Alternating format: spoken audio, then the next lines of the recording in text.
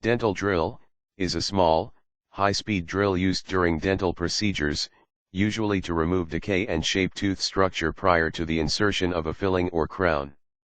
Also known as a dental handpiece. Primitive dental drills were used in the 18th and early 19th centuries. In 1868, American dentist George F. Green added power to the drill with a pneumatic version run by a pedal-powered bellows. In 1871, dentist James B. Morrison added pedal power to a burr drill. And in 1875, Dr. Green patented an electrified dental drill. This development revolutionized dentistry. Dr. Green's pioneering electric drill used an electromagnetic motor. It worked well but was quite cumbersome.